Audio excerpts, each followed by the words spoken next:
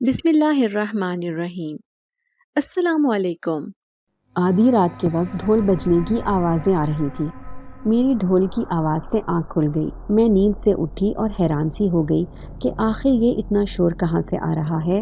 اماں گہری نیند میں سو رہی تھی۔ میں ان سے نظر بچا کر دبے پاؤں سیڑھیاں چڑھتی ہوئی چھت پر چلی گئی۔ چھت کی منڈیر سے میں جھانک جھانک کر دیکھنے لگی تو سامنے کا منظر دیکھ کر میں حیران رہ گئی۔ ہماری سامنے والی حویلی روشنیوں سے جگمگا رہی تھی۔ ڈھول بجنے کی آوازیں یقیناً اس حویلی سے ہی آ رہی تھیں۔ شاید وہاں کسی کی شادی کی تقریب وغیرہ تھی۔ مجھے شادیوں میں جانے کا بہت شوق تھا۔ تبھی میری نظر اس حویلی کی ایک کھڑکی پر پڑی۔ اس کھڑکی میں ایک بنی سنوری لڑکی مجھے دیکھ رہی تھی۔ جب میری نظر بھی اس پر پڑی تو مجھے ایسا لگا جیسے وہ مجھے ہاتھ ہلا ہلا کر اپنے گھر بلا رہی تھی۔ میں حیران ہو گئی کیونکہ میں اس لڑکی کو نہیں جانتی تھی۔ کیا وہ مجھے اپنے گھر شادی میں بلا رہی تھی؟ اس کے اشارے کو میں سمجھ گئی تھی، اس لیے نیچے آ کر چپکے سے دروازہ کھولا اور دبے پاؤں چلتی ہوئی اس حویلی کی طرف جانے لگی۔ جیسے ہی میں حویلی میں داخل ہوئی، لذیذ کھانے کی خوشبوئیں چاروں طرف سے آ رہی تھی۔ رنگ برنگے خوبصورت کپڑے پہنے خواتین اور مرد ادھر سے ادھر پھر رہے تھے۔ مجھے یہ سب دیکھنا بہت اچھا لگ رہا تھا۔ ان میں سے کوئی بھی میری طرف متوجہ نہ تھا۔ میں نے اپنے کپڑوں پر ایک نظر ڈالی جو ان لوگوں کے مقابلے میں بالکل ہی بوسیدہ سے تھے۔ پھر میں نے سوچا کہ اوپر والی منزل پر جا کر اس لڑکی سے ملاقات کرتی ہوں اور اس سے کہتی ہوں کہ مجھے بھی کوئی اچھے سے کپڑے دے دے تاکہ میں اپنے کپڑے بدل لوں۔ آخر اسی نے مجھے اپنی شادی میں بلایا تھا۔ میں اس حویلی کی سیڑھیاں چڑھتی ہوئی اوپر والی منزل کی طرف آ گئی۔ میں نے ایک کمرہ کھولا تو سامنے ہی بیڈ پر ایک خوبصورت سا لباس پڑا ہوا تھا۔ وہ لباس گہرے سرخ رنگ کا تھا۔ اتنا حسین لباس میں نے زندگی میں پہلی بار دیکھا تھا۔ کمرے میں کوئی بھی موجود نہ تھا۔ میں نے سب کی نظروں سے بچ کر وہ سوٹ اٹھایا اور واش روم میں جا کر کپڑے چینج کرنے لگی۔ وہ سوٹ میرے اوپر انتہائی خوبصورت لگ رہا تھا۔ بیڈ پر سوٹ کا دوپٹہ بھی پڑا تھا جو نہایت ہی خوبصورت کام سے بھرا ہوا تھا۔ میں وہ دوپٹہ اوڑھ کر دیکھنے لگی۔ شیشے میں مجھے اپنا آپ بہت خوبصورت لگ رہا تھا۔ جب ہی اچانک سے کمرے کا دروازہ بجنے لگا، میں نے جلدی سے دوپٹے کا گھونگھٹ اپنے اوپر کر لیا۔ مجھے ڈر تھا کہ کہیں کوئی مجھے دیکھ نہ لے کیونکہ میں نے بغیر اجازت لیے سوٹ پہن لیا تھا۔ تبھی دھاڑ سے دروازہ کھلا اور 3-4 مرد اور عورتیں اندر آئی تھیں۔ ان سب نے مجھے اپنے نرغے میں لے لیا اور مجھے چلنے کا اشارہ کیا۔ وہ جھنڈ کی شکل میں میرے آگے پیچھے دائیں بائیں کھڑے تھے۔ میں انہیں بتانا چاہتی تھی کہ میں وہ نہیں ہوں جس کو آپ سمجھ رہے ہیں، لیکن مجھے اتنی گھبراہٹ ہو رہی تھی کہ میں چپ چاپ ان کے ساتھ جانے لگی۔ تو کیا میں نے دلہن کا لباس زیب تن کر لیا تھا؟ وہ لوگ شاید مجھے دلہن سمجھ رہے تھے، اسی لیے مجھے اتنے اہتمام سے اپنے ساتھ لے کر جا رہے تھے۔ سیڑھیاں چڑھتے چڑھتے میں نیچے جا پہنچی۔ میں بالکل نظر جھکا کر بیٹھی ہوئی تھی، تبھی دھیرے سے میرے پاس آ کر کوئی بیٹھا تھا۔ مجھے ایسا محسوس ہوا جیسے وہ کوئی نوجوان تھا۔ تبھی اس نوجوان نے چونک کر مجھے دیکھا۔ اسے گھونگھٹ کے پار سے میری شکل نظر آ گئی تھی۔ وہ ایک دم اٹھ کر کھڑا ہو گیا اور میں بھی گھبراہٹ میں کھڑی ہو گئی۔ اس نوجوان نے میرا گھونگھٹ اوپر کیا۔ سب لوگ حیرت سے مجھے دیکھ رہے تھے۔ میں شرمندگی سے نظریں جھکائے کھڑی تھی۔ یقیناً وہ سب یہ دیکھ کر چونک گئے ہوں گے کہ دلہن تو کوئی اور تھی تو یہ لڑکی کہاں سے آ گئی دلہن کے لباس میں۔ تبھی میں ان کے سامنے معافی مانگنے لگی اور ان سے کہنے لگی کہ مجھے معاف کر دیں، میں نے غلطی سے یہ لباس پہن لیا تھا۔ دلہن شاید اوپر ہی ہے۔ میں نے دلہن کا دوپٹہ وہیں پھینکا اور باہر کی طرف جانے لگی۔ تبھی اس نوجوان نے میرا راستہ روک لیا اور وہاں بیٹھے مولوی سے کہنے لگا کہ مولوی صاحب، آپ اسی لڑکی سے میرا نکاح پڑھا دیں، یہ لڑکی مجھے بہت پسند ہے۔ اس نوجوان کی بات سن کر میں حیرت سے دنگ رہ گئی اور پھر اسے کہنے لگی کہ تم میرے ساتھ شادی کیسے کر سکتے ہو جبکہ میں تو تمہیں جانتی تک نہیں ہوں۔ آپ مجھے معاف کر دیں، میں اپنے گھر جا رہی ہوں۔ لیکن اب وہ لوگ مجھے جانے نہیں دے رہے تھے اور زبردستی میرا نکاح اس نوجوان سے پڑھانے لگے۔ میں چیخنے چلانے لگی۔ میں اپنے گھر جانا چاہتی تھی، اپنی اماں کے پاس جو میرا انتظار کر رہی تھی، لیکن ایسے لگ رہا تھا جیسے وہ لوگ سب ایک ہو گئے ہیں۔ آخرکار اس نوجوان کے آگے سب نے ہتھیار ڈال دیے اور میرا نکاح اس لڑکے سے کر دیا گیا۔ میں آنسو بھری نظروں سے سب کو دیکھ رہی تھی۔ اتنی بے بسی میں نے زندگی میں پہلی بار محسوس کی تھی۔ یہ سب میں نے کیا کر لیا تھا؟ مجھے کیا ضرورت تھی پرائی شادی میں آنے کی اور دلہن کا لباس پہننے کی؟ اچھا بھلا اپنے گھر میں سو رہی تھی۔ اب میں کیا منہ لے کر اماں کے پاس جاؤں گی جو میری غیر موجودگی سے بے خبر گھر میں سو رہی تھی؟ میں چیخ چیخ کر رونا چاہتی تھی، لیکن ان کا شور اتنا تھا کہ شاید میری چیخیں بھی سنائی نہ دیتی۔ گھبراہٹ اور پریشانی اتنی تھی کہ میں وہیں لہرا کر گری اور بے ہوش ہو گئی۔ میں اور اماں جو بڑی مشکل سے اپنے آبائی گاؤں سے جان بچا کر یہاں آئے تھے، اب ایک نئی مصیبت میرے گلے پڑ چکی تھی۔ پہلے ہی میری زندگی نے مجھے نئے نئے رنگ دکھا دیے تھے۔ میرے بابا ایک بہت بڑے زمیندار تھے۔ اس گاؤں میں ان کا ایک مقام، ایک عزت تھی۔ اسی گاؤں کے رہنے والے ایک دوسرے زمیندار چودھری حشمت میرے بابا سے بڑا حسد کرتے تھے۔ گاؤں کے لوگ چودھری حشمت کے مقابلے میں زیادہ میرے بابا کی بات مانا کرتے اور میرے بابا کی بات ان کے لیے حرف اول ہوتی تھی۔ اس کی وجہ یہ تھی کہ میرے بابا بڑے نرم مزاج شخصیت رکھتے تھے، لوگوں کے دکھ اور درد کو اپنے دل سے محسوس کرتے اور ان کی بھرپور دلجوئی کرتے تھے۔ گاؤں میں جس آدمی کو بھی کسی مالی پریشانی کی ضرورت ہوتی تو وہ اس کی بھرپور طریقے سے مدد کرتے تھے۔ میرے بابا کی نیک مزاجی کا تذکرہ پورے گاؤں کے لوگوں کی زبانوں پر ہوتا۔ دوسری طرف چودھری حشمت غصے کا بہت تیز آدمی تھا۔ مکاری اور چالاکی اس کے اندر کوٹ کوٹ کر بھری ہوئی تھی۔ وہ لوگوں کے اوپر ظلم ڈھانے سے بھی باز نہیں آتا تھا۔ اگر کوئی گاؤں کا آدمی ان کی پسند کے مطابق کام نہ کرتا تو وہ اس آدمی سے بیر باندھ لیتا اور جب تک اسے سزا نہ دے لیتا اس کو سکون نہیں ملتا تھا۔ میں اپنے بابا کی اکلوتی بیٹی تھی اور میرا ایک بڑا بھائی عمران حسین تھا۔ میرے بابا جتنی نرم شخصیت کے مالک تھے، میرے بھائی کا مزاج اتنا ہی گرم تھا۔ شاید نوجوانی کے جوش کی وجہ سے اس کے اندر غصہ بہت زیادہ بھرا ہوا تھا۔ میرے بابا اسے سمجھاتے کہ اپنے غصے کو کنٹرول کر کے رکھا کرو، لیکن بھائی عمران کا غصہ کسی طریقے سے بھی قابو میں نہ آتا تھا۔ چودھری حشمت اور میرے بابا کی سالوں سے دشمنی چلتی آ رہی تھی۔ اس کی وجہ یہ تھی کہ ایک بار زمینوں میں پانی دینے کی وجہ سے ان کا زوردار طریقے سے جھگڑا ہوا تھا۔ کھیتوں میں پانی مزارے باری باری لگاتے تھے۔ کبھی میرے بابا کی زمینوں کی باری ہوتی تو کبھی چودھری حشمت کی زمینوں کی۔ ایک دن جب غلطی سے ہمارے کھیتوں کے مزاروں نے چودھری حشمت کی باری میں اپنے کھیتوں میں پانی لگا لیا تو وہ غصے سے بپھر گئے۔ اتنی چھوٹی سی بات پہ انہوں نے میرے بابا کے آدمی کو اٹھوا لیا اور اسے مار پیٹ کر کھیتوں میں پھینک دیا۔ عمران بھائی کو پتہ چلا کہ چودھری حشمت کے آدمیوں نے ہمارے مزارے کے ساتھ یہ کام کیا ہے تو وہ غصے سے پاگل ہو گئے۔ وہ چودھری حشمت کے ڈیرے پر جا کر انہیں سبق سکھانا چاہتے تھے، لیکن میرے بابا کے بہت سمجھانے پر وہ اپنے غصے کو کنٹرول کرنے پر مجبور ہو گئے۔ چھوٹی چھوٹی باتوں سے یہ دشمنی اتنی بڑھ چکی تھی کہ اب دونوں زمیندار جانی دشمن بن چکے تھے۔ مجھے ان معاملات کی کوئی خبر نہ تھی۔ میں تو اپنی زندگی کو کسی رنگ برنگی تتلی کی مانند گزار رہی تھی۔ میرے لیے تو زندگی کسی حسین خواب سے کم نہ تھی۔ صبح اپنی مرضی سے اٹھتی اور پورا دن اپنی حویلی میں گھومتی رہتی۔ میٹرک کرنے کے بعد میں نے آگے مزید پڑھنے کا ارادہ ترک کر دیا تھا، کیونکہ ویسے بھی مجھے کوئی شوق نہیں تھا پڑھنے کا۔ میں اپنی زندگی بھرپور طریقے سے جیتی تھی۔ اماں اور بابا میرے ناز نخرے اٹھاتے نہ تھکتے تھے۔ ہمیں نہیں پتا تھا کہ میرے بابا اور چودھری حشمت کی دشمنی کبھی زندگی کے ایسے رنگ بھی دکھائے گی۔ جب ایک دن بابا دوسرے گاؤں میں اپنے دوست کی بیٹی کی ہونے والی شادی کی تقریب میں شرکت کرنے جا رہے تھے تو واپس آتے ہوئے ان کا کسی درخت سے ٹکرا کر شدید ایکسیڈنٹ ہوا تھا۔ وہ شدید زخمی حالت میں ہسپتال میں پڑے تھے۔ میرے اور اماں کے اوپر تو جیسے قیامت گزر گئی۔ میرے جان سے پیارے بابا اتنی بری حالت میں ہسپتال میں داخل تھے۔ ہم سارے بھاگم بھاگ ہسپتال پہنچے تھے۔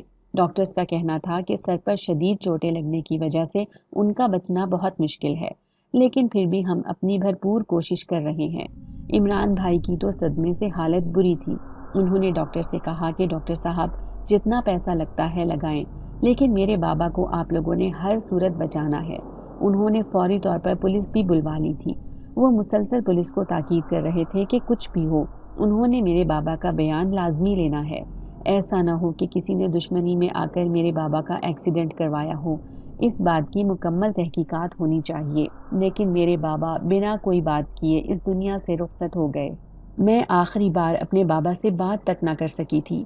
زندگی جو میرے لیے ایک رنگین خواب تھی اب ایک ڈراؤنا خواب بن چکی تھی اور میں اپنی آنکھیں کھولنا ہی نہیں چاہتی تھی۔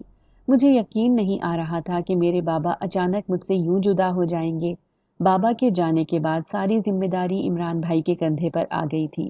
عمران بھائی کے دل میں شک پیدا ہو گیا تھا کہ میرے بابا کا ایکسیڈنٹ کروانے میں چودھری حشمت کا ہاتھ ہے۔ اماں انہیں بار بار سمجھاتی کہ کچھ بھی برا ہو سکتا ہے کہ یہ حادثاتی ایکسیڈنٹ ہو، اس میں کسی کا بھی کوئی ہاتھ نہ ہو، لیکن کہتے ہیں نا کہ ایک بار اگر دل میں شک پیدا ہو جائے تو کسی صورت بھی دور نہیں ہو سکتا ہے، اور یہی عمران بھائی کے ساتھ ہوا۔ ان کے دل میں چھپا ہوا شک کبھی بھی باہر آ سکتا تھا۔ وہ ہر صورت میں میرے بابا کی موت کا بدلہ چودھری حشمت سے لینا چاہتے تھے۔ پھر انہوں نے وہ کیا جس کی کسی کو امید نہ تھی۔ ایک دن جب کھیتوں پر پانی دینے کے معاملے پر چودھری حشمت کے بیٹے اور میری بھائی کی لڑائی ہو رہی تھی تو غصے میں عمران بھائی نے اس کے بیٹے پر بندوق تان لی، اور پھر پتہ نہیں غلطی سے یا جان بوجھ کر عمران بھائی نے اس کے بیٹے پر گولی چلا دی۔ کچھ عمران بھائی کے دل میں پہلے ہی شک تھا کہ بابا کی موت کے ذمہ دار کہیں نہ کہیں چودھری حشمت تھے۔ اسی غصے کے نتیجے میں آج ان کے ہاتھوں سے چودھری حشمت کے بیٹے کا قتل ہو چکا تھا۔ بہت سارے گواہ موجود تھے۔ بھائی کہیں بھی بھاگ کر نہ جا سکتے تھے کیونکہ چودھری حشمت نے بھائی کو پولیس کے ہاتھوں گرفتار کروا دیا۔ اماں نے اپنا پورا اثر و رسوخ استعمال کر لیا، لیکن چونکہ گواہ بہت سارے تھے اس لیے عمران بھائی کو جیل میں جانے سے کوئی نہ بچا سکا۔ پھر عدالت میں دونوں طرف سے مقدمہ چلا اور چودھری حشمت نے عدالت میں ثابت کر دیا کہ میرے بابا کا ایکسیڈنٹ مکمل طور پر حادثاتی ایکسیڈنٹ تھا، اس میں چودھری حشمت کا کوئی ہاتھ نہ تھا۔ عمران بھائی نے ناحق چودھری حشمت کے بیٹے کا قتل کر دیا تھا۔ یوں عدالت نے میرے بھائی کو پھانسی کی سزا سنا دی، لیکن عدالت کا کہنا تھا کہ اگر فریقین آپس میں صلح کر لیں یا صلح کی کوئی اور گنجائش ہو تو اس پھانسی کی سزا کو منسوخ کیا جا سکتا ہے۔ اماں اور میرا تو سب میں رو رو کر برا حال تھا۔ فقط 17 سال کی عمر میں میں نے اپنی زندگی میں کیا کیا نہ دیکھ لیا تھا۔ تبھی اماں نے فیصلہ کیا کہ کچھ بھی ہو عمران بھائی کی زندگی کو ہر صورت میں بچانا ہے، اس لیے وہ چودھری حشمت سے صلح کرنے کی غرض سے ان کی حویلی روانہ ہو گئی۔ چودھری حشمت پہلے تو اماں کی بات نہ مانا۔ اماں نے ان کی بے تحاشا منتیں کی تو اس نے یہ سارا معاملہ پنچایت میں لے جانے کا فیصلہ کیا۔ پنچایت نے یہ فیصلہ کیا کہ میرے بابا کی آدھی جائیداد اور میرا نکاح چودھری حشمت سے کرنا ہوگا، تبھی صلح کی کوئی گنجائش نکل سکتی ہے۔ لیکن اگر یہ بات نہ مانی گئی تو میرے بھائی کو پھانسی کی سزا سے کوئی نہیں بچا سکتا تھا۔ یہ بات میری اماں اور مجھ پر بجلی بن کر گری تھی۔ جب یہ بات میرے بھائی کو پتہ چلی تو انہوں نے اماں پر بہت غصہ کیا۔ ان کا کہنا تھا کہ وہ کسی بھی صورت امارہ کی شادی چودھری حشمت سے ہرگز نہیں ہونے دیں گے۔ اماں انہیں کہہ رہی تھی کہ تمہاری جان بچانا بھی بہت مشکل ہے کیونکہ تیرے بابا کے جانے کے بعد ہمارا کوئی اور سہارا بھی تو نہیں ہے۔ لیکن عمران بھائی کی ضد تھی کہ چودھری حشمت کی کوئی بھی بات ماننے کی کوئی ضرورت نہیں ہے۔ اماں اور میں شدید پریشانی میں گرفتار تھے۔ چودھری حشمت کم از کم 50 برس کا آدمی تھا، جبکہ میری عمر اس وقت 17 برس تھی۔ پھر وہ ہوا جس کا ہم دونوں کو کوئی شک و شبہ بھی نہ تھا۔ بھائی جھیل سے رات کو جیل میں رہنے والے ایک آدمی کے ذریعے بھاگ گئے تھے، اور وہ کہاں بھاگے تھے اس بات کی کسی کو کوئی خبر نہ تھی۔ چودھری حشمت غصے سے پاگل ہو رہا تھا۔ بھائی کے بھاگنے کی خبر اس تک بھی پہنچ گئی تھی۔ اس کے آدمی پاگل کتوں کی طرح میرے بھائی کو ہر جگہ ڈھونڈتے پھر رہے تھے۔ ایک طرف پولیس بھائی کو ڈھونڈ رہی تھی تو دوسری طرف چودھری حشمت کے آدمی۔ اماں اور میرا خوف کے مارے برا حال تھا۔ پھر اماں نے ایک فیصلہ کیا۔ اماں کا فیصلہ یہ تھا کہ ہمیں راتوں رات اس گاؤں کو چھوڑ دینا چاہیے۔ ایسا نہ ہو کہ چودھری حشمت غصے سے پاگل ہو کر تمہیں اس حویلی سے اٹھوا لے۔ پولیس سے اس کی اچھی خاصی جان پہچان ہے، پولیس بھی اس معاملے میں اپنی زبان نہ کھولے گی۔ اماں بالکل ٹھیک کہہ رہی تھی۔ اگر چودھری حشمت کے آدمی بھائی کو کہیں بھی نہ ڈھونڈ سکے تو اس نے لازمی بدلہ لینے کے لیے کچھ نہ کچھ تو کرنا تھا۔ ہو سکتا ہے وہ مجھے ہی نشانے پر رکھ لیتا۔ یوں آج رات میرا اور اماں کا اس حویلی سے بھاگنے کا ارادہ تھا۔ اماں نے ساری زمینوں کے کاغذات اور جتنا بھی کیش اور زیورات حویلی میں موجود تھا سارا سمیٹ کر ایک بیگ میں رکھ لیا، اور اپنے وفادار ملازمین کی مدد سے ہم راتوں رات گاؤں سے فرار ہو گئے۔ ہمارا ٹھکانہ کون سا تھا اور ہمیں کہاں جانا تھا اماں اور مجھے کچھ خبر نہ تھی۔ بس ہم ایسی جگہ جا کر چھپنا چاہتے تھے جہاں پر دنیا کا کوئی بھی آدمی ہمیں تلاش نہ کر سکے۔ اتنی دولت ہمارے پاس موجود تھی کہ ہم اپنی ساری زندگی بیٹھ کر عیش سے گزار سکتے تھے۔ جب تک زمینوں کے کاغذات نہ ملتے تو وہ زمینیں کسی کے لیے بھی کسی کام کی نہ تھیں۔ ہم وہاں سے بہت دور جانا چاہتے تھے۔ اماں پہلے ایک ٹرین میں بیٹھی، پھر ہم اس ٹرین کے آخری اسٹیشن پر اتر کر دوسری ٹرین میں بیٹھ گئے، اور پھر جس ٹرین میں بیٹھے تھے اس ٹرین کے بھی آخری اسٹیشن پر اتر گئے۔ اب یہی جگہ ہماری منزل اور یہی ٹھکانہ تھا۔ پھر ہم نے سوچا کہ یہ سامنے جو بستی نظر آ رہی ہے اسی بستی میں ہم رہائش اختیار کر لیتے ہیں۔ اس بستی میں زیادہ آبادی نہ تھی، ایسے لگتا تھا کہ جو بھی مکان اس بستی میں بنے ہوئے تھے وہ بہت سال پرانے تھے۔ ایک چھوٹا سا مکان دیکھ کر ہم نے اس میں رہائش اختیار کر لی۔ دکان کے مالک نے بہت تھوڑے سے کرائے پر ہمیں وہ جگہ رہنے کے لیے دے دی تھی۔ جب ہم اس مکان میں رہنے لگے تو آس پاس کے لوگوں نے ہمیں بتایا کہ یہ مکان آسیب زدہ ہے، سالوں سے اس میں کسی نے رہائش اختیار نہیں کی ہے، اس لیے بہتر ہوگا کہ آپ اسے چھوڑ کر کسی دوسرے مکان میں رہائش اختیار کر لیں۔ لیکن اماں اور میں نے سوچا کہ جب انسانوں نے ہمیں اتنا ستایا ہے تو جنات بھی ستا لیں گے تو ہمیں کوئی فرق نہ پڑے گا۔ یوں سب کی باتوں کو نظر انداز کیے ہم نے اس مکان میں رہنا شروع کر دیا۔ وہ مکان چھوٹا سا تھا لیکن 2 افراد کے لیے بہت تھا۔ اس مکان کے سامنے ہی ایک حویلی بھی تھی جو بڑی شاندار دکھتی تھی۔ ابھی اماں اور مجھے آئے ہوئے 1 ہفتہ ہی تو ہوا تھا، ہماری ابھی تک کسی سے بھی کوئی بات چیت نہ ہوئی تھی، جب ایک دن میں نے حویلی میں شادی ہوتے دیکھ کر اس میں شرکت کرنے کا سوچا اور دلہن کا لباس پہن کر اپنے آپ کو ایک نئی مصیبت میں گرفتار کر لیا۔ وہاں موجود سارے لوگوں نے میرا نکاح اس لڑکے سے کروا دیا تھا، وہ بھی زبردستی۔ میں اب گھر جانا چاہتی تھی، ان لوگوں سے اپنا پیچھا چھڑانا چاہتی تھی، لیکن مجھے کچھ سمجھ نہ آ رہی تھی۔ وہ سارے لوگ ناچ گانے میں مگن تھے، کھانے کی خوشبو چاروں طرف پھیلی ہوئی تھی، شاید ہرن یا مور وغیرہ کا گوشت تھا تو وہ لوگ شوق سے کھا رہے تھے۔ وہ لوگ کھانے میں بری طرح مگن تھے۔ میں ان کی نظروں سے بچ کر اس حویلی سے بھاگ کر آئی اور گھر میں آ کر چھپ گئی۔ مجھے بے تحاشا خوف محسوس ہو رہا تھا۔ مجھے ڈر لگ رہا تھا کہ وہ سارے لوگ کہیں میرے گھر پر نہ آ جائیں۔ اگر ایسا ہوا تو امی تو بیچاری پہلے ہی اتنی پریشان تھی، وہ میری حرکتوں کی وجہ سے مزید پریشانی میں مبتلا ہو جائیں گی۔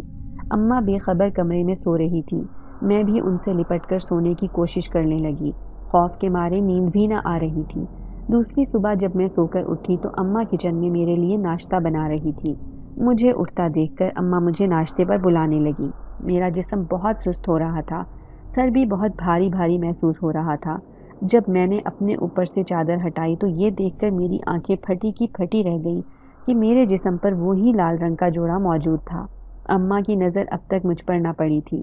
اس لال رنگ کے سوٹ کو دیکھ کر مجھے وہ ساری بات یاد آ گئی جو گزشتہ رات میرے ساتھ پیش آئی تھی۔ اس سے پہلے کہ اماں کی نظر مجھ پر پڑتی، میں جلدی سے اٹھ کر الماری کی طرف بھاگی اور اپنا ایک سوٹ نکال کر واش روم میں جا کر تبدیل کرنے لگی۔ وہ سوٹ میں نے واش روم سے اٹھا کر تہہ کر کے الماری کے ایک کونے میں چھپا دیا۔ یہ میرے ساتھ کیا ہو گیا تھا؟ مجھے کچھ سمجھ نہ آ رہی تھی۔ میری اماں بیچاری کو تو کچھ خبر ہی نہ تھی کہ اس کی بھولی بھالی دکھنے والی بیٹی حویلی میں جا کر اتنا بڑا کارنامہ سر انجام دے چکی ہے۔ میں اماں کے پاس جا کر چپ چاپ ناشتہ کرنے لگی۔ اماں مجھے کہہ رہی تھی کہ آج تم اتنی چپ کیوں ہو؟ روزانہ تو تمہاری زبان طوطے کی طرح چلتی رہتی ہے۔ اب میں انہیں کیا بتاتی کہ میری پریشانی کی وجہ کیا ہے؟ پورا دن میں نے سستی سے گزارا تھا، طبیعت بھی بوجھل سی ہو رہی تھی۔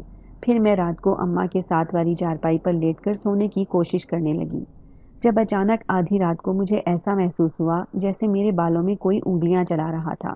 مجھے بہت اچھا محسوس ہو رہا تھا، میں نیند کے زیر اثر تھی۔ مجھے ایسے محسوس ہوا جیسے کوئی سایہ میرے اوپر جھکا مجھے غور سے دیکھ رہا ہے۔ تبھی میں نے ایک دم اپنی آنکھیں کھولیں تو وہی نوجوان جس کی شکل کچھ عجیب سی تھی میرے اوپر جھکا مجھے دیکھ رہا تھا۔ یہ وہی تو نوجوان تھا جس نے زبردستی اپنا نکاح مجھ سے کروایا تھا۔ میرے منہ سے اس کی شکل کو دیکھ کر ایک دم چیخ نکلی تھی۔ میرے سارے بال بکھرے ہوئے تھے۔ جیسے ہی میں اٹھی تو وہ سایہ نما انسان اچانک سے غائب ہو گیا تھا۔ میری آنکھیں یہ ماننے سے انکاری تھیں کہ سامنے موجود نوجوان یوں غائب ہوا تھا۔ اماں میری چیخ کی آواز سن کر اٹھ گئی تھی۔ وہ بھاگ کر میرے پاس آئیں اور مجھے کہنے لگی کہ امارا کیا ہوا بیٹی؟ کیا کوئی برا خواب دیکھا ہے؟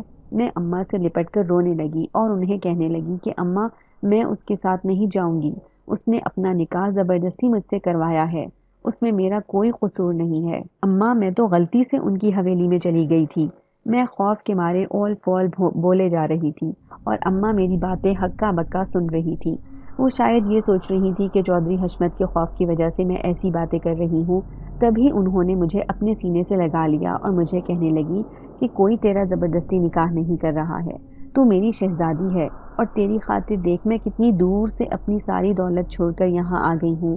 وہ مجھے تسلی اور دلاسے دیے جا رہی تھی۔ اس رات میں پوری رات نہ سو سکی۔ عجیب سا خوف مجھے اپنی لپیٹ میں لے رہا تھا۔ ان انگلیوں کا لمس ابھی تک مجھے اپنے بالوں میں محسوس ہو رہا تھا۔ یہ سب کیا ہو رہا تھا میرے ساتھ؟ مجھے کچھ سمجھ نہ آ رہا تھا۔ اگلے دن میں بیٹھی اماں کے ساتھ سبزی بنوا رہی تھی جب ایک پڑوسن ہمارے گھر چلی آئی۔ وہ کرید کرید کر اماں سے پوچھ رہی تھی کہ تم دونوں ماں بیٹی اکیلی گھر میں کیسے رہ رہی ہو؟ کیا تم لوگوں کا کوئی اور رشتہ دار نہیں ہے؟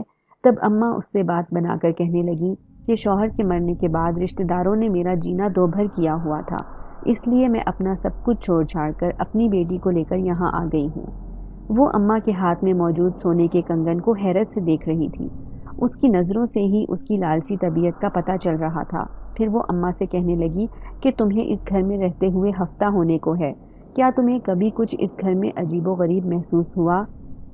تو اماں اس سے کہنے لگی کہ نہیں، اللہ کا شکر ہے، ہمیں تو کوئی ایسی چیز محسوس نہیں ہوئی، ہم تو بڑے آرام سے اس گھر میں رہ رہے ہیں۔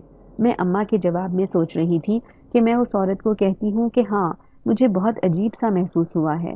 کل رات ہی میرے ساتھ ایک عجیب و غریب واقعہ پیش آیا تھا، لیکن میری زبان ان دونوں کے سامنے کھل کر ہی نہ دے رہی تھی۔ میں خاموشی سے ان کی باتیں سن رہی تھی۔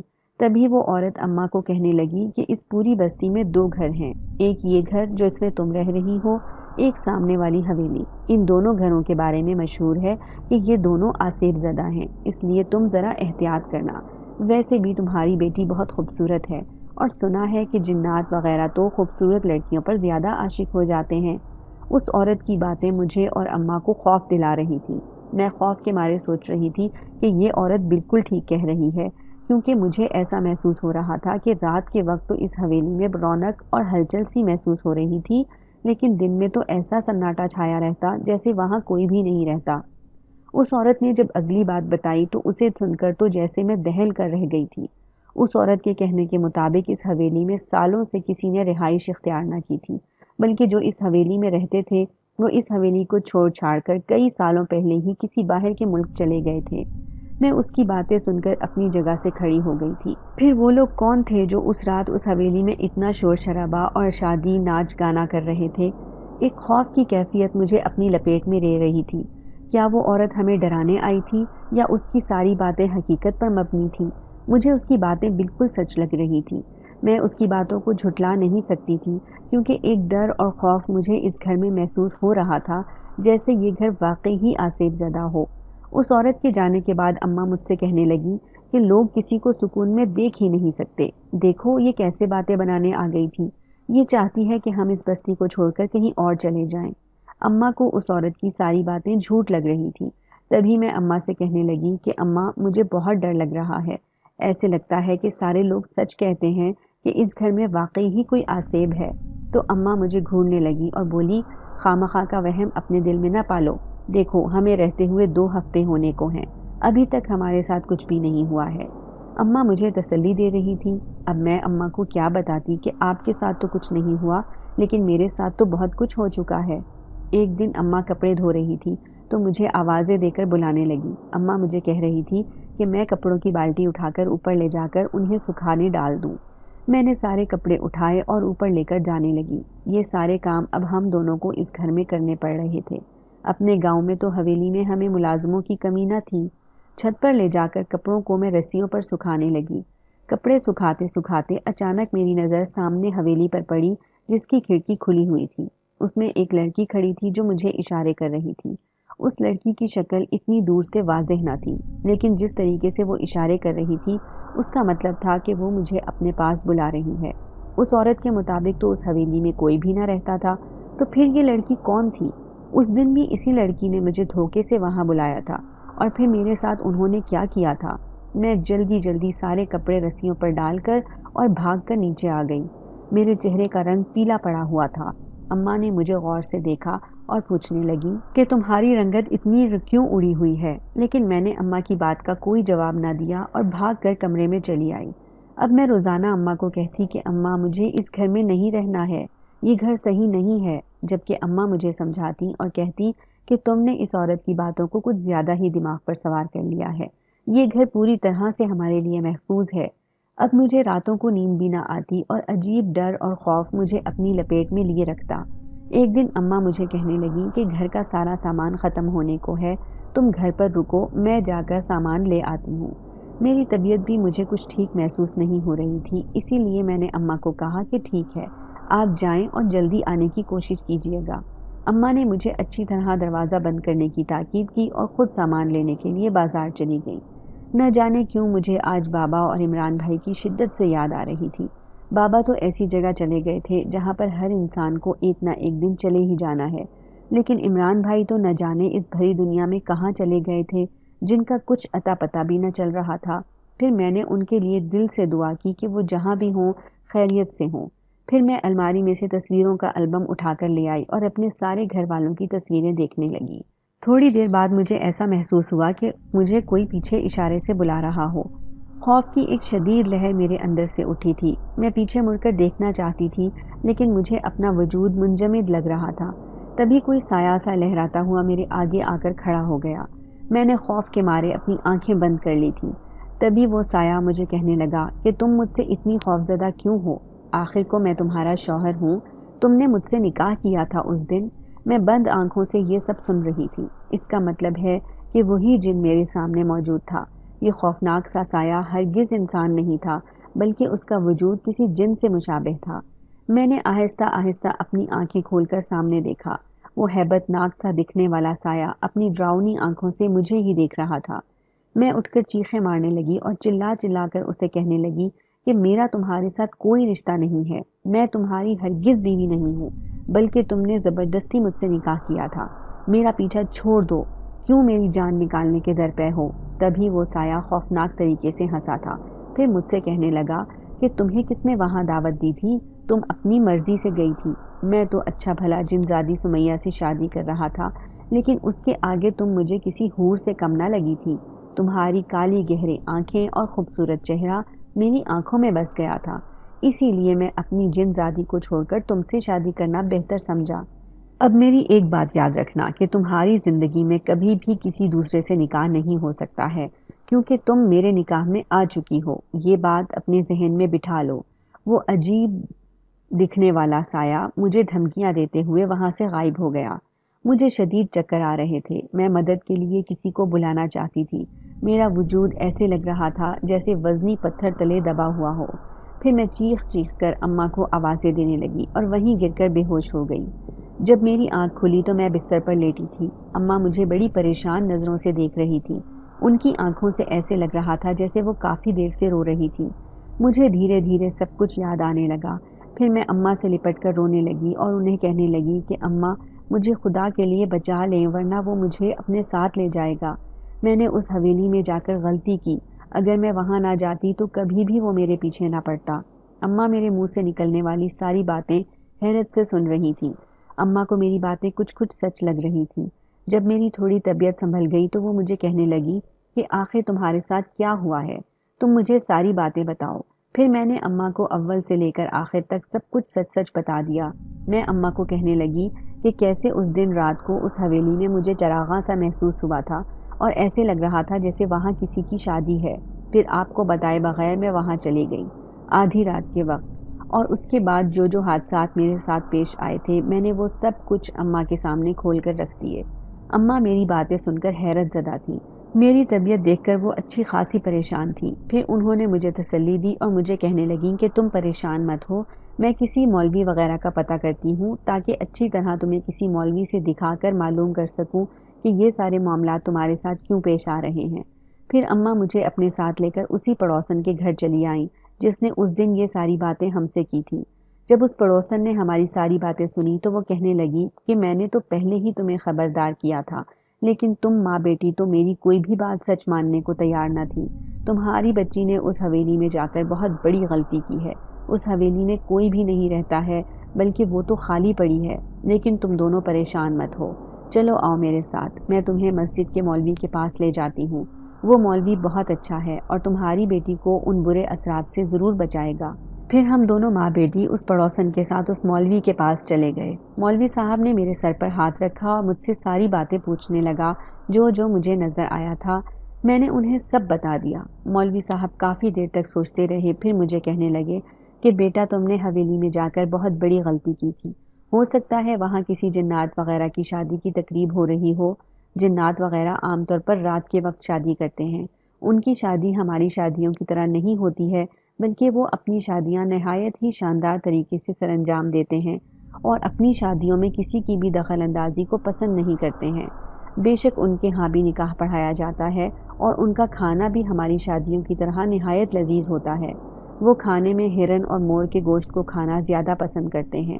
اس دن غلطی سے جب تم اس کی حویلی میں چلی گئی تو وہ جنزاد اپنی شادی کسی اپنے ہی جیسی جنزادی سے کر رہا ہوگا، لیکن جب اس جنزاد دلہے کی نظر تم پر پڑی ہوگی تو اپنی جنزادی اسے تمہارے سامنے بہت بری لگ رہی ہوگی۔ وہ تمہارے حسن سے نہایت متاثر ہو گیا ہوگا اور اس نے اپنی جنزادی کو چھوڑ کر تمہارے ساتھ نکاح کرنا زیادہ ضروری سمجھا۔ ویسے بھی جنات حسن کے دیوانے ہوتے ہیں اور وہ آدم زادیوں کو ان کے حسن کی بنا پر بہت زیادہ پسند کرتے ہیں۔ آپ لوگوں نے بھی سنا ہوگا کہ کتنے ہی جنات لڑکیوں پر عاشق ہو کر زندگی بھر ان کا پیچھا نہیں چھوڑتے ہیں۔ وہ جنزاد بھی یہی سوچ رہا ہے کہ تمہاری شادی اس سے ہو چکی ہے، تبھی وہ تمہارے پاس بار بار آتا ہے، یہی سوچ کر کہ کہیں تم اس کو چھوڑ کر کسی اور کی نہ ہو جاؤ۔ اگر تم اس گھر کو چھوڑ بھی دیتی ہو تو پھر بھی وہ تمہارا پیچھا پوری زندگی نہیں چھوڑے گا۔ اس لیے اس بات کا مستقل حل نکالنے کے لیے مجھے کچھ نہ کچھ کرنا ہی پڑے گا۔ تم پریشان مت ہو بیٹی، تم ایک کم عمر بے سمجھ بچی ہو، لیکن اس معاملے میں جو مجھ سے ہوا میں اپنی پوری کوشش کروں گا کہ تمہیں اس جنزاد سے کسی نہ کسی طرح رہائی دلوا دوں اور وہ تمہیں ڈرانا چھوڑ دے۔ میرے ساتھ جو بھی واقعات پیش آ رہے تھے اس کا مطلب تھا کہ وہ سب حقیقت پر مبنی تھے۔ اماں نہایت ہی پریشان تھی، لیکن وہ اس پڑوسن کا شکریہ بھی ادا کر رہی تھی جو ہماری مشکل گھڑی میں ہمارے اتنے کام آ رہی تھی۔ میں اب بیٹھے بیٹھے بھی ڈرنے لگی تھی، ذرا سی آہٹ پر بھی میرا دل سوکھے پتے کی طرح لرزنے لگتا۔ اماں مجھے سمجھاتی کہ اپنے دماغ سے اس جنزاد کا خیال نکال دو، مولوی صاحب جلد ہی اس معاملے کا کوئی نہ کوئی حل نکال لیں گے۔ میں رات کو سوتی تو مجھے ایسے لگتا کہ جیسے میرے پلنگ کے پاس کوئی کھڑا ہے جو اشارے کر کر کے مجھے اپنی طرف بلا رہا ہے۔ میں نیندوں میں اٹھ کر کبھی صحن میں چلی جاتی تو کبھی اوپر چھت پر پہنچ جاتی، مجھے کچھ پتہ ہی نہ چلتا تھا۔ نہانے جاتی تو ایسے لگتا جیسے مجھے کوئی دیکھ رہا ہے۔ کئی دن تک ایسے ہی میلے کپڑے پہن کر رکھتی اور نہانے سے بھی مجھے خوف محسوس ہوتا، ایک سایہ سا مجھے اپنے ساتھ ہر وقت محسوس ہوتا تھا۔ اماں میری حالت دیکھ کر بڑی پریشان رہتی تھی۔ پھر اچانک سے مجھے دورے پڑنے لگے اور میں اپنے ہوش و حواس میں بھی نہ رہی تھی۔ مولوی صاحب بھی میری حالت دیکھ کر بڑے پریشان تھے۔ پھر ایک دن مولوی صاحب ہمارے گھر پر آئے، ان کے ساتھ ایک سفید داڑھی والے باریک سے بزرگ بھی موجود تھے۔ مولوی صاحب نے اماں کو کہا کہ یہ بزرگ بہت پہنچے ہوئے ہیں اور کئی لوگوں کو اپنے علاج سے ٹھیک کر چکے ہیں۔ نہ صرف انسان بلکہ جنات بھی ان کی بات مانتے ہیں۔ ان کی نرم مزاج شخصیت کا نہ صرف انسانوں پر اثر ہے بلکہ وہ جنات کو بھی اپنی شخصیت سے قابو کرنے کا ہنر رکھتے ہیں۔ یہ تمہاری بیٹی کو ضرور اس جن سے رہائی دلوا کر رہیں گے۔ اماں ان باریش بزرگ کے سامنے رونے لگی اور ان سے کہنے لگی کہ بابا جی، میں پہلے ہی حالات کی ماری ہوئی ہوں۔ میرے شوہر تو ایک خطرناک ایکسیڈنٹ میں مر گئے تھے اور بیٹے کے ساتھ بھی کم برا نہیں ہوا ہے۔ اسے بھی پھانسی کی سزا ہوئی تھی، لیکن وہ جیل سے پتہ نہیں کہاں بھاگا ہوا ہے، زندہ بھی ہے یا مر گیا ہے، مجھے کچھ پتہ نہیں ہے۔ اس بھری دنیا میں صرف میرا سہارا یہ میری معصوم بیٹی ہی ہے اور آج اس کی حالت دیکھ کر میں خون کے آنسو رو رہی ہوں۔ جناب، اس ماں کی خاطر میری بیٹی کا مکمل علاج کر دیں، میں اپنی بیٹی کو اتنی اذیت میں نہیں دیکھ سکتی ہوں۔ ان بابا جی نے میری ماں کے سر پر ہاتھ رکھا اور انہیں تسلی دینے لگے کہ میں اس جنزاد سے بات کرتا ہوں، ہو سکتا ہے وہ میری بات سمجھ جائے۔ پھر اماں مجھے اٹھا کر ان کے سامنے لے گئیں۔ وہ غور غور سے مجھے دیکھ رہے تھے، پھر انہوں نے میرے سر پر ہاتھ رکھ دیا۔ میں اپنے ہوش و حواس میں نہ تھی۔ جب انہوں نے میرے سر پر ہاتھ رکھا تو مجھے ایسا محسوس ہوا جیسے میرے جسم کو زوردار جھٹکا لگا تھا۔ وہ بزرگ مجھ سے کہہ رہے تھے کہ تم نے اس بچی کے ساتھ کیوں اتنا ظلم کیا ہوا ہے؟ تم تو ایک نیک جن معلوم ہوتے ہو، اتنے نیک ہو کر بھی ایسی حرکتیں کیوں کرتے ہو، وہ بھی انسانوں کے ساتھ؟ اس بابا جی کی بات سن کر جب میں بولی تو مجھے اپنی آواز اپنی نہ لگی تھی، بلکہ میرے اندر سے ایک بھاری مردانہ آواز برآمد ہوئی تھی۔ میں ان بابا جی سے کہہ رہی تھی، یہ لڑکی خود چل کر ہمارے پاس آئی تھی، اب اس کی شکل اتنی پیاری تھی کہ میں عاشق نہ ہوتا تو کیا ہوتا۔ میں نے اپنی زندگی میں اتنی خوبصورت لڑکی نہ دیکھی تھی۔ میں تو اچھا بھلا اپنی جنزادی سمیہ سے شادی رچا رہا تھا، لیکن بیچ میں یہ لڑکی آ گئی اور مجھے جنزادی سمیہ زہر رگنے لگی۔ یہ لڑکی بہت پیاری ہے اور میں چاہتا ہوں کہ یہ زندگی بھر صرف میری ہی بن کر رہے۔ وہ بابا جی غور سے ساری باتیں سن رہے تھے، لیکن پھر کہنے لگے کہ تم نے بھلے سے ہی اس سے نکاح کر لیا ہے، لیکن یہ نکاح کسی طور پر بھی جائز نہیں ہے، کیونکہ انسان اور جنات کا کوئی میل نہیں ہے۔ اگر تم چاہو بھی تو اس لڑکی کو نہیں اپنا سکتے ہو، کیونکہ یہ آدم زادی ہے اور جنات کی شادی ہمیشہ کسی جن زادی سے ہی ہوتی ہے۔ اس لیے اگر میری تھوڑی سی بھی عزت کرتے ہو تو اس لڑکی کا پیچھا ہمیشہ ہمیشہ کے لیے چھوڑ دو، کیونکہ یہ اور اس کی ماں پہلے ہی حالات سے تنگ ہو کر یہاں آئے ہیں۔ اگر تم اپنی ضد سے باز نہ آئے تو پھر مجھے تمہارا اس لڑکی سے پیچھا چھڑانے کے لیے کچھ بڑا کام کرنا پڑے گا۔ میں نہیں چاہتا کہ میں تمہیں نقصان پہنچاؤں، اس لیے تم بھی میری بات مانو اور اس لڑکی کو نقصان پہنچانا چھوڑ دو۔ دیکھو تمہاری وجہ سے اس لڑکی کو دورے پڑنے لگے ہیں اور یہ پاگلوں کی طرح حرکتیں کر رہی ہے۔ اگر تم نے میری بات نہ مانی تو میں تمہیں قید کر لوں گا۔ تم بھی جن ہو کر میری طاقت سے واقف ہو، کیا تمہیں اپنی آزادی پیاری نہیں ہے؟ وہ بابا جی اس جن کو قائل کرنے میں لگے ہوئے تھے۔ شاید وہ ایک اچھا جن تھا، جبھی بابا جی کو کہنے لگا کہ میں اس لڑکی کو کوئی نقصان نہیں پہنچانا چاہتا ہوں، بلکہ میں تو اس سے پیار کرنے لگا تھا۔ میں جب بھی اس کے سامنے آتا تو یہ مجھ سے شدید نفرت کا اظہار کرتی ہے اور مجھ سے ڈرنا شروع کر دیتی ہے۔ مجھے اس کی یہی باتیں بری لگتی تھی۔ میں تو بس اس کے آس پاس رہنا چاہتا تھا۔ میں آج صرف آپ کی بات مان کر اس لڑکی کو ہمیشہ ہمیشہ کے لیے چھوڑ کر جا رہا ہوں، لیکن میں آپ کو بس یہ کہنا چاہتا ہوں کہ میں نے اس لڑکی کو سچے دل سے پیار کیا تھا۔ آپ مجھے کسی قید میں مت ڈالیے گا، کیونکہ میں ایک آزاد جن کی طرح اپنی زندگی بسر کرنا چاہتا ہوں۔ جب یہ لڑکی مجھے پسند ہی نہیں کرتی تو بھلا میں اس کے پیچھے کیوں اپنے آپ کو ایک قیدی کی زندگی کے طور پر گزار دوں؟ پھر بابا جی نے میرے سر پر ہاتھ رکھا اور مجھے کہنے لگے، شاباش، دوبارہ کسی انسان کو تنگ نہ کرنا اپنی زندگی میں۔ اللہ تعالیٰ نے جس کو جو زندگی دی ہے اس کو پورا حق ہے کہ وہ اپنی زندگی اپنے طریقے سے گزارے۔ بابا جی کا یہ کہنا تھا کہ میرے جسم کو ایک زوردار جھٹکا لگا، جیسے کوئی چیز اچانک سے میرے جسم سے نکلی تھی، اور میں وہیں گر کر بے ہوش ہو گئی۔ جب مجھے ہوش آیا تو مجھے اپنا وجود بے حد ہلکا پھلکا لگ رہا تھا۔ اماں مجھے ہوش میں آتے دیکھ کر بہت خوش ہوئیں۔ اماں کے ساتھ وہی پڑوسن بھی کھڑی تھی۔ تبھی وہ اماں کو کہنے لگی کہ بہن جی، مجھے نہیں پتا تھا کہ آپ اتنے برے حالات سے گزر کر آئی ہیں اور اتنے امیر گھرانے سے آپ کا تعلق ہے، اس لیے میں آپ کو ہرگز اب اس گھر میں نہیں رہنے دوں گی، بلکہ آپ چل کر میرے ساتھ رہیں۔ میرا گھر 2 منزل کا بنا ہوا ہے، اس کا اوپر کا پورشن بالکل خالی ہے۔ آپ اپنی بیٹی کے ساتھ وہاں زندگی گزاریں۔ آپ پہلے ہی کم پریشانی میں مبتلا نہیں تھی، لیکن اس گھر میں رہ کر آپ نے مزید پریشانیاں ہی اٹھائی ہیں۔ وہ بالکل ٹھیک کہہ رہی تھی۔ آہستہ آہستہ میری طبیعت میں بھی سدھار آ رہا تھا۔ اماں رات کو میرے پاس ہی سوتی تھی۔ پھر ہم نے اپنا سامان اٹھایا اور اس پڑوسن کے اوپر والے پورشن میں ہم دونوں ماں بیٹی شفٹ ہو گئے۔ اس پڑوسن کا گھر اس آزیب تردہ گھر سے کافی دور تھا۔ ہم دونوں وہاں سکون سے رہ رہے تھے۔ وہ پڑوسن جسے اب میں خالہ جان کہہ کر بلاتی تھی، اس مشکل گھڑی میں اس نے ہمارا بھرپور ساتھ دیا تھا۔ اس کی ایک چھوٹی سی بیٹی تھی، جبکہ ایک بیٹا تھا جو یہاں نہیں بلکہ باہر ملک میں جا کر کماتا تھا۔ ایک دن اچانک ہی اس کا بیٹا وہاں سے واپس آیا تھا۔ وہ کافی خوش شکل لڑکا تھا۔ پھر خالہ جان نے میرا ہاتھ اپنے بیٹے کے لیے اماں سے مانگ لیا۔ اماں کو بھلا کیا اعتراض ہو سکتا تھا، کیونکہ چودھری حشمت کے ڈر سے اب ہم گاؤں کبھی بھی واپس نہیں جا سکتے تھے، اور اگر عمران بھائی پولیس کے ہاتھوں لگ بھی جاتے، ان کی قسمت نہ جانے انہیں کہاں آگے لے کر جاتی۔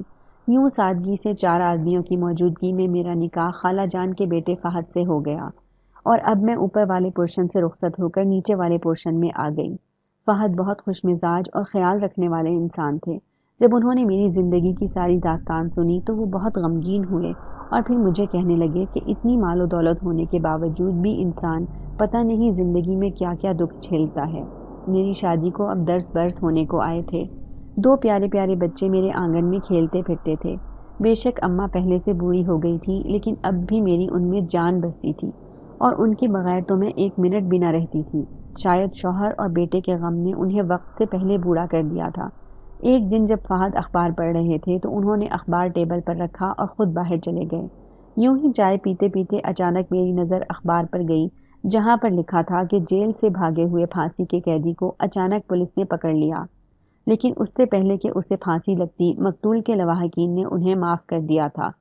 میں ساری تفصیل حیرت اور خوشی سے پڑھ رہی تھی، پھر بھاگی بھاگی اوپر گئی اور اماں کو پوری خبر سنانے لگی۔ وہ خبر کسی اور کے بارے میں نہیں بلکہ میرے اپنے سگے بھائی عمران کے بارے میں تھی۔ اس کا مطلب تھا کہ چودھری حشمت نے اپنے بیٹے کے قاتل یعنی میرے بھائی عمران کو پھانسی کی سزا دینے سے منع کر دیا تھا، اور انہیں معاف کر کے ان کی زندگی کو بچا لیا تھا۔ اماں اور میں بے انتہا خوش تھے۔ اماں میرے گلے سے لگی آنسو بہا رہی تھی۔ اب ہمیں جلد از جلد اپنے گاؤں پہنچنا تھا، کیونکہ ساری زمینوں کے کاغذات تو اماں کے پاس تھے۔ نہ جانے میرے بھائی کہاں کہاں ہمیں ڈھونڈتے پھر رہے ہوں گے۔ پھر میں نیچے آ کر یہ خوشخبری فہد کو سنانے لگی۔ اگر آپ کو آج کی ہماری کہانی پسند آئی ہے تو اسے لائک کیجیے اور اپنے پیاروں کے ساتھ شیئر کیجیے، اور ہاں، اگر آپ نے ابھی تک ہمارا چینل سبسکرائب نہیں کیا تو ضرور کیجیے۔ ملتے ہیں کل ایک نئی اور دلچسپ کہانی کے ساتھ، تب تک کے لیے اللہ حافظ۔